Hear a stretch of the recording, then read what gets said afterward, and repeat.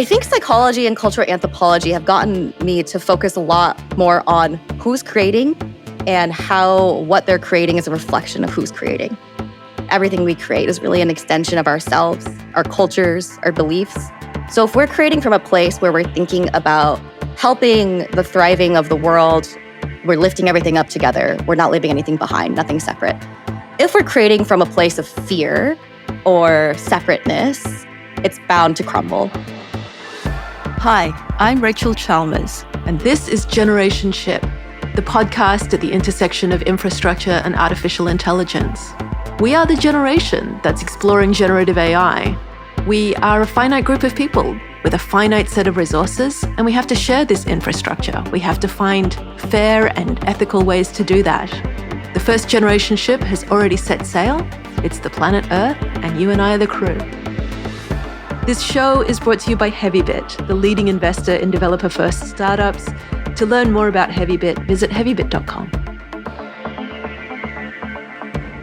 Today, I am delighted to have Raiya Kind back on the podcast, our first repeat guest. Raiya works at the intersection of language, consciousness, and AI, weaving cognitive linguistics and cultural theory into natural language understanding and machine learning. Raiya's research and career have spanned the University of Oxford, Google, IV.ai, rather insightful side quests into hedge funds and deep tech, as well as personal entrepreneurial escapades.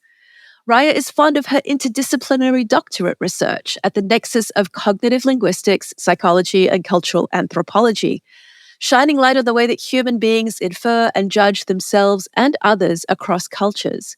Built on a foundation of research across this work and her MRES in speech, language, and cognition, Raiya's current work in intentional AI and AI narrative considers how this technical paradigm shift threads into the tapestry of humanity. Well, thanks for that wonderful intro, Rachel. I feel honored to be here and excited to delve into the many different avenues that we could discuss. The honor is all mine. Raiya, let's start with IV.ai. It's a platform that harnesses unstructured data to help some of the biggest companies in the world make better business decisions.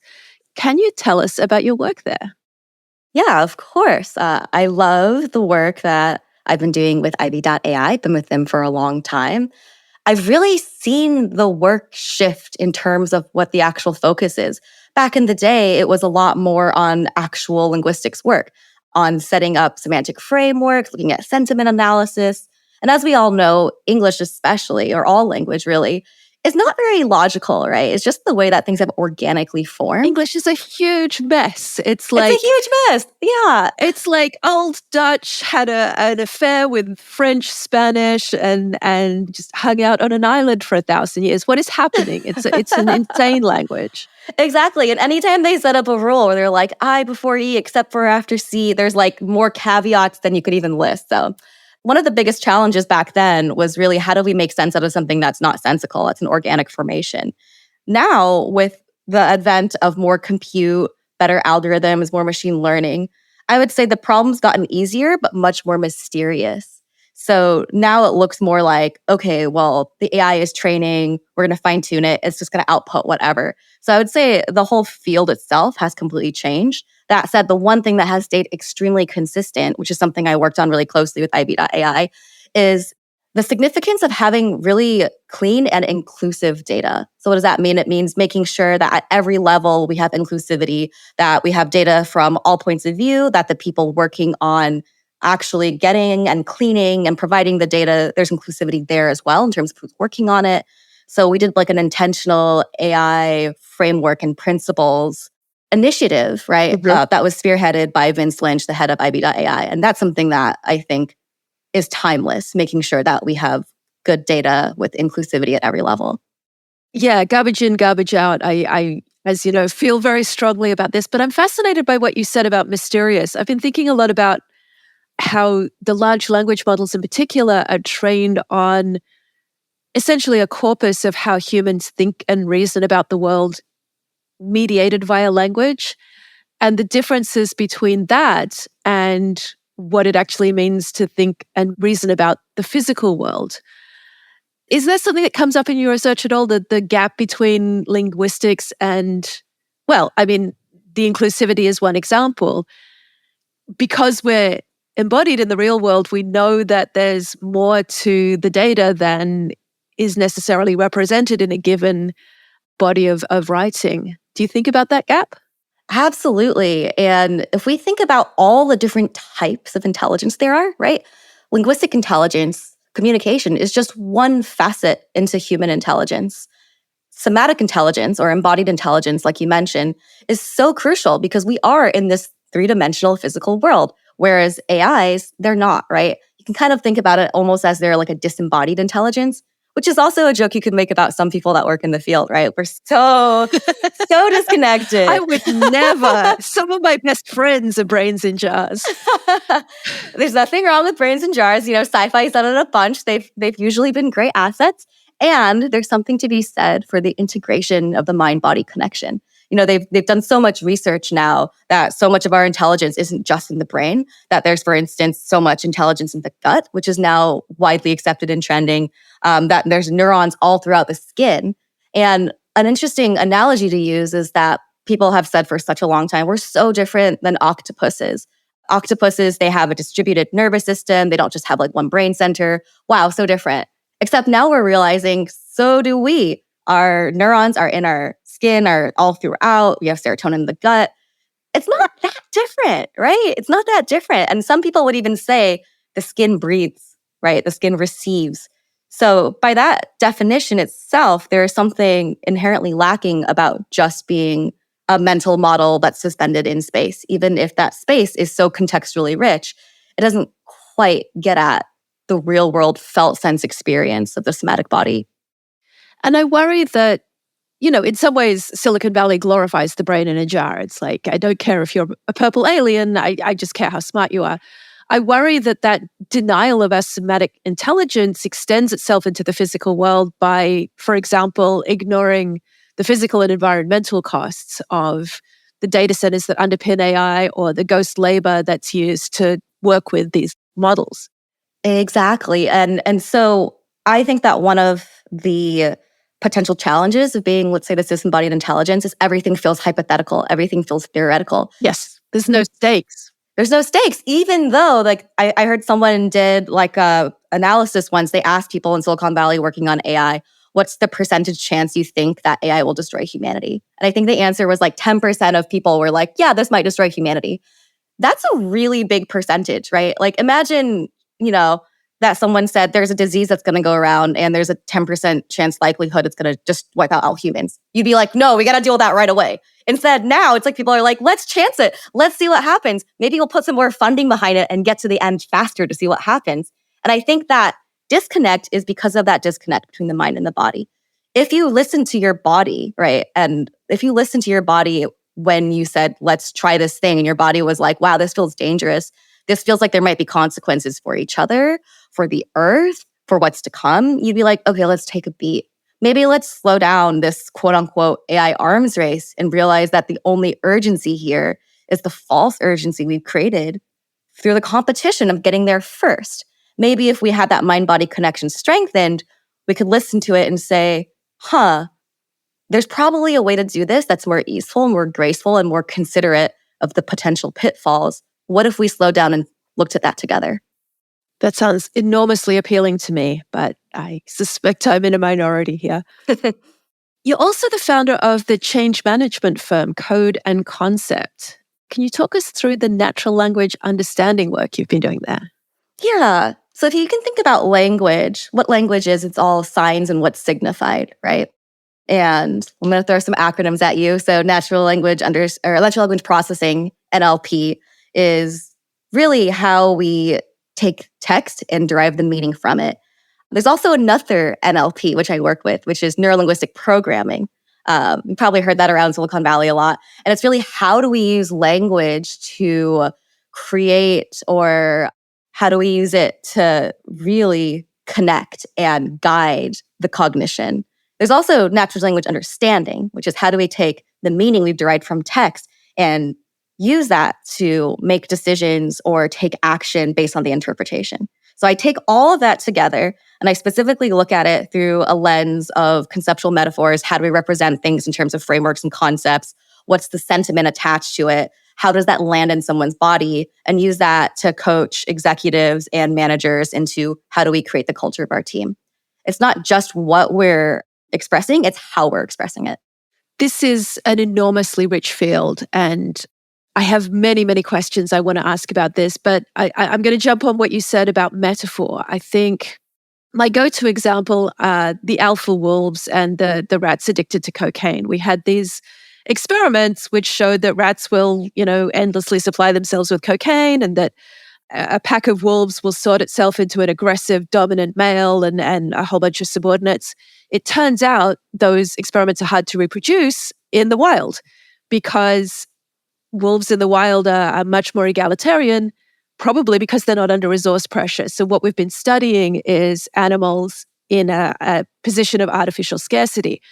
Similarly with the rat study, if you build Rat Park where the rats have lots of enrichments and they have lots of other things that they want to do, then they don't necessarily get addicted to as much cocaine. And yet these examples drawn from a sort of superficial understanding of Darwinism absolutely saturate our discourse. The whole idea of zero-sum games, of being the first, of win at all costs, of winner take all, are metaphors. They're not actually a reflection of the physical world. We pretend that they're drawn from nature, and they aren't.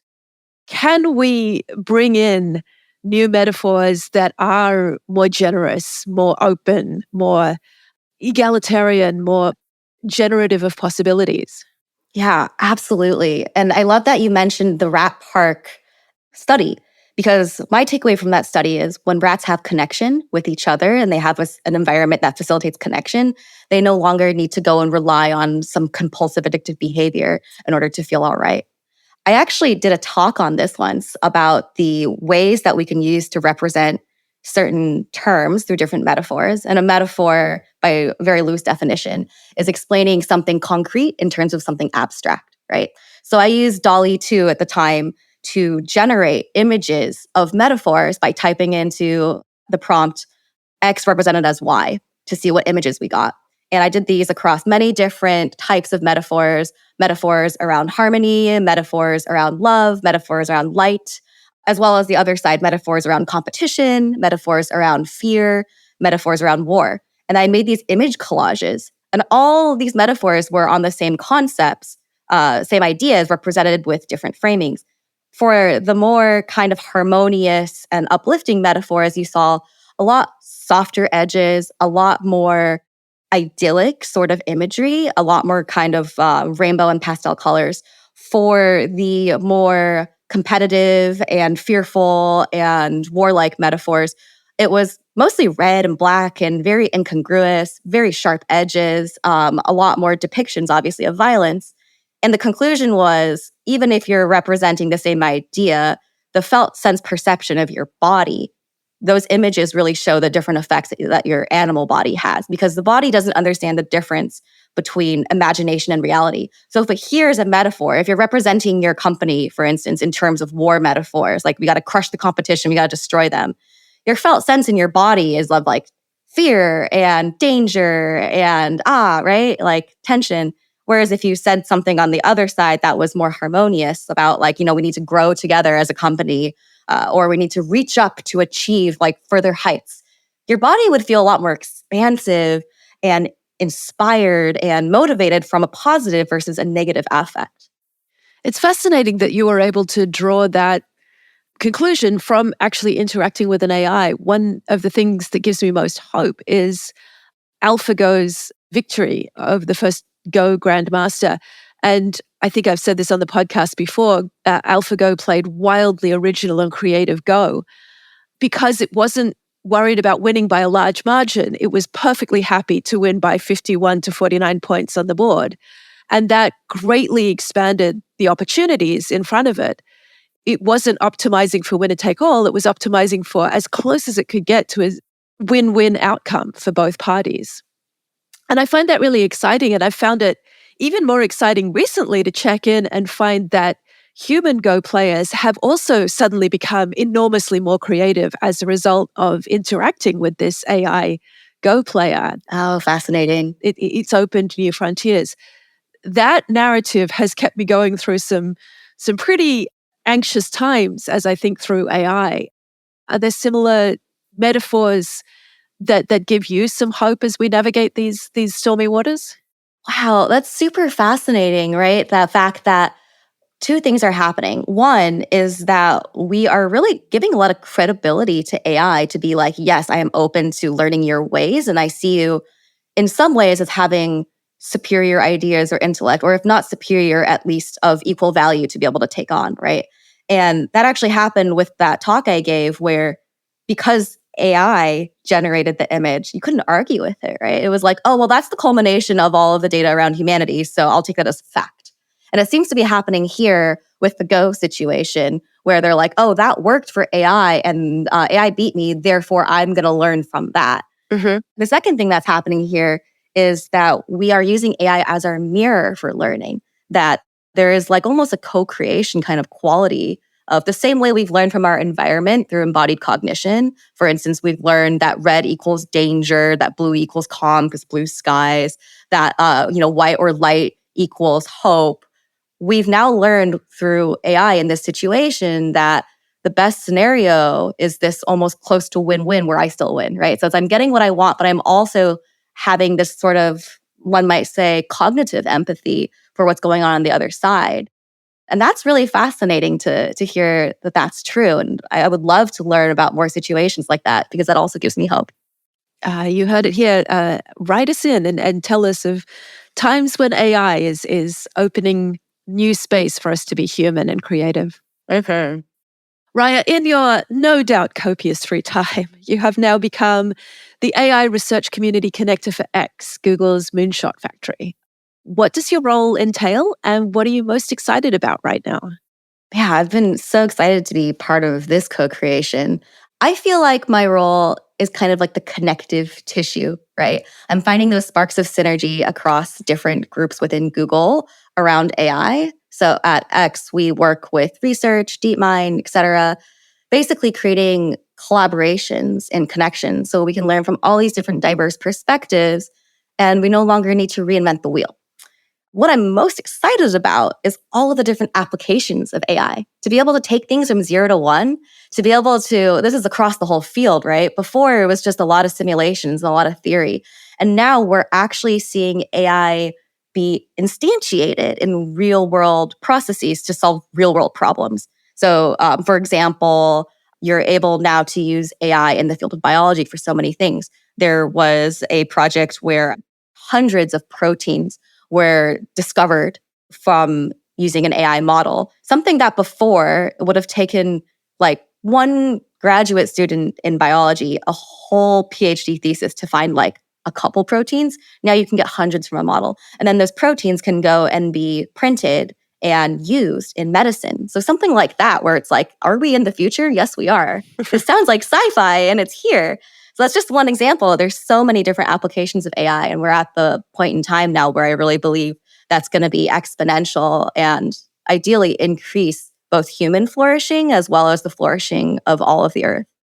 I'm just going to go ahead and say it. Some of these new and encouraging vaccines and potential cures for different cancers, better than jetpacks. This is the future that I would choose over the jetpack future. I think we could have a yes and, give it some time. Our children will have jetpacks. Maybe they'll be able to, go to school without school buses.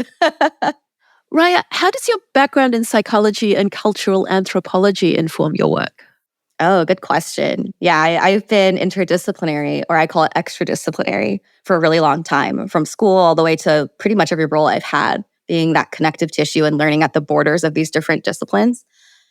I think psychology and cultural anthropology have gotten me to focus a lot more on who's creating and how what they're creating is a reflection of who's creating. So realizing that everything we create is really an extension of ourselves, our cultures, our beliefs, and seeing that really we can only create something from the frequency we're at. So if we're creating from a place where we're thinking about helping the thriving of the world, of the people, of creating more equity, of lifting everyone up together, then I believe that that project or whatever comes of that has more of a chance of surviving and doing well because it's a win for all, potentially regenerative design. So we're basically mimicking nature, right?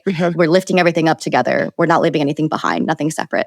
If we're creating from a place of fear or separateness or urgency, let's say, I've heard and read a lot of different philosophical texts around this that say if you're creating from a frequency of fear, it's bound to crumble, because fear, by definition, is feeling separateness, feeling lack of trust, scarcity, right? And if you're creating from that, what's going to happen? Well, if you feel like you're not enough and you're creating something that feels like there's not enough time or resources or whatever, wisdom, then that's probably not going to be the thing that carries us through for the next X generations. And I see this so concretely instantiated in the software that's built by great creators. I think of Edith Harbaugh, Heavybit darling, who built Launch Darkly. Launch Darkly, like Edith, is an enormously generous piece of software. It lets you try different experiments, turn things off when they don't work. There's no blame storm. Everything keeps working. It's a playground. It's a sandbox where you can experiment, and the costs of failure are relatively small. And so the learning curve is really steep. I think of Charity building Honeycomb. Charity's enormously curious and very, very smart, and her brain like runs in n dimensions, and the software reflects that. It's this massive search capability. I love the thought that with these powerful new tools, people who haven't in the past had the technical skill to build infrastructural pieces of software like that now have access to build tools that reflect their personalities in that way. I think that becomes democratized to a larger potential pool of people. Yeah, absolutely. And that phrase, democratizing AI, is something I've heard a lot, right? I mean, it's almost inclusive. You still have to have access to internet, like some sort of like tablet or hardware. I think that problem is getting solved as well now that internet is becoming more prevalent and hardware is becoming cheaper. And then we would have that equity. And I'd also just add in another reminder that if we're creating from a place that's just for us, for the self, the human self is impermanent. We'll die. It'll happen. We can try as much as we want to freeze our brains, put them into new bodies or whatever. Inject ourselves with the blood of young people. I know, right? We're born to die and then get reborn again, or however you want to think of it. Go back to the earth, however you want to think of it. So if you're creating for a place for yourself, what do you think is going to happen? Versus if you're creating for the collective, or if you're creating for the goodness of it, the love of the wisdom itself, the love of the inspiration itself, then that's something that's regenerative and keeps going on. The collective will keep going on. Even if humans don't keep going on, there will be some sort of intelligence in the world or the galaxy or the universe that keeps going on, because that's just how life is. So to be aligned with the collective, to be aligned with the beauty of the wisdom itself, that feels a lot more stable, and that feels a lot more long-lived than for the self. Yeah, I do take comfort also from the idea that if humans mess it up, the octopus are there waiting in the wings, ready to take this on. Yeah, can I tell you a quick story that my coach told me? She said she was giving her son a bedtime story, and he asked, "Mommy, can you tell me a story about the end of the world for humans?" And he's like 7, and she's like, "Okay, let's see." So she goes and she thinks, and she kind of like channels a potential timeline for the future, and she just opens up for what's wants to come through. And she's like, "Oh, here's a story."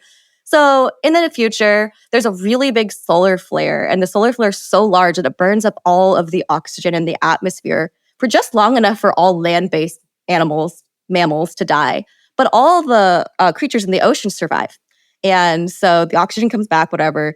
And then the creatures start to evolve. And after so many, thousands, whatever, millions of years, there's a new land-based creature. And this new mammal is way more connected to the earth, to the natural ways of things, to feeling unity with nature. And then it goes from there.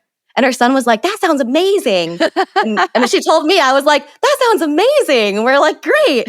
So there's a way forward no matter what. Whether it includes us or not, that's up to us. The Earth's going to keep on going, and it's up to us to decide whether we want to be harmonious enough, coherent enough with that frequency to go along with the Earth. How does that same background in psych and cultural anthropology inform the choices that you make in your career?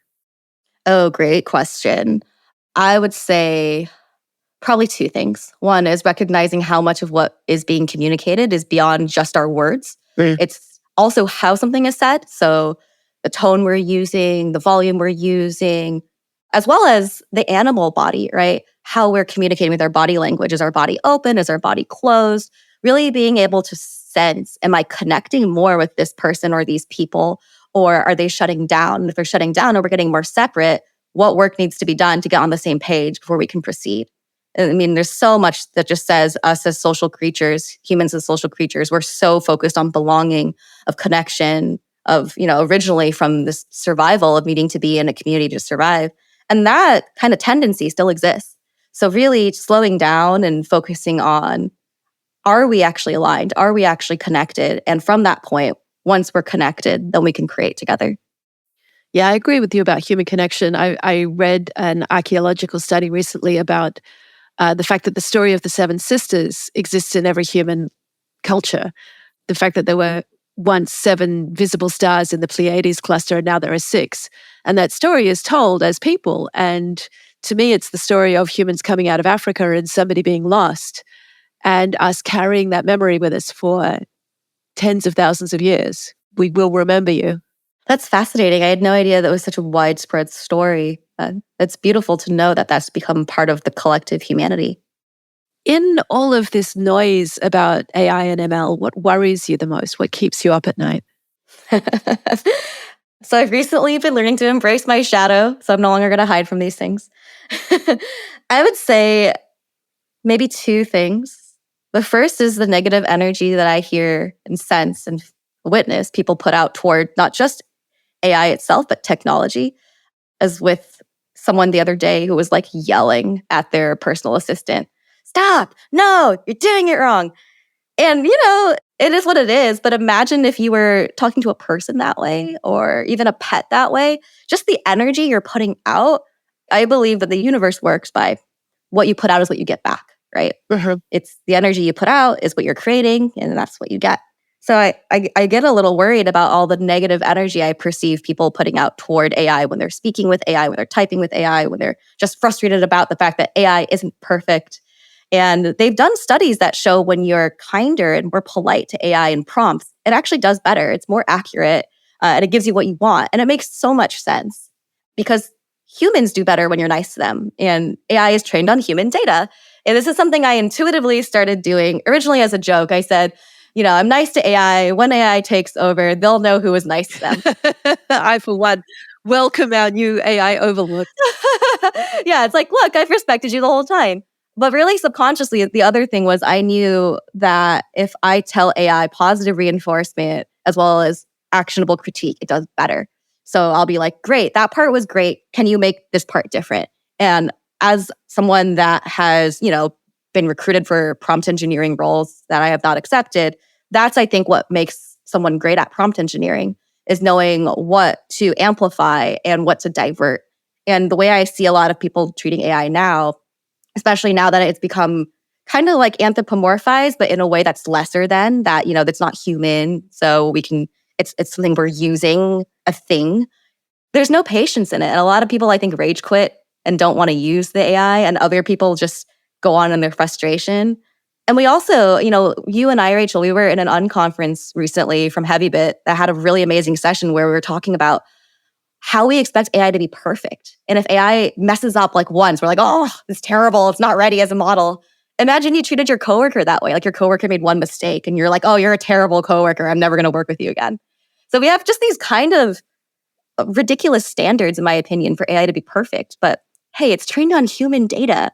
How do we expect it to be perfect when it's trained on something so fallible? Maybe we can cut it some slack and just appreciate it for what it is giving us and how it is supporting us. I wonder if there are people in the tech industry, I mean, I know there are, who were attracted to it because it felt like a deterministic world. Like when we were in college, math and CS courses had definitive answers which were correct or not correct. And the humanities have always been much more fuzzy around the edges and debatable. Yeah. I know my background in English Lit feels like a really comfortable fit with the non-deterministic nature of these large language models. Yeah, I also think my background in English lit and linguistics allows me to be a little bit more malleable with these things as they emerge. For instance, I started out the answer to the last question by saying two things and then gave you one long nuanced thing. And that was still correct for me, right? That's what I wanted to come out. Whereas in a deterministic model, it's like, oh, that was incorrect. That was one thing instead of two. So there is, I think, in the social sciences, this idea around emergence. And emergence is actually a theme I've been thinking about a lot. That's come up a lot recently in different areas of life around collective intelligence and how when you get enough, let's say, intelligence or consciousness together, something new wants to emerge from it. And what emerges from it is something that is not supposed to be predictable from before. It's something completely new. And then you see it in biology as well. You see it now, I think, in a lot of places around culture, around nations. It's a fascinating concept. And I like the mystery of it. I like that the answer is you're not supposed to know until it happens. There's something really comforting around being able to trust and settle in the unknown. That's a really wonderful formulation because I think that's what draws the rest of us to places like Silicon Valley. Not that it's deterministic, but that it's a place where you can witness these step changes, these very surprising crystallizations up close. And that's exactly what we've seen around Gen AI is people had been working on it for our entire lives. And then in the space of a few months, it suddenly became enormously more than it had been. Oh, yeah. And I've seen it in different ways that AI can be applied, going back to applied AI. For instance, I know there's some films now, which are generative AI films. And each time you play the film, it's different. It's an emergent quality of the film.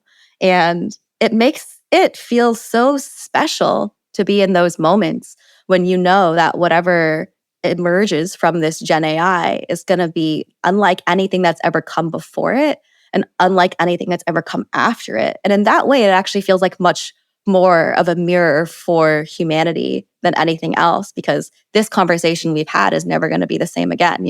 It will be different. The conversation will be different. And it's like how they say you never step in the same river twice.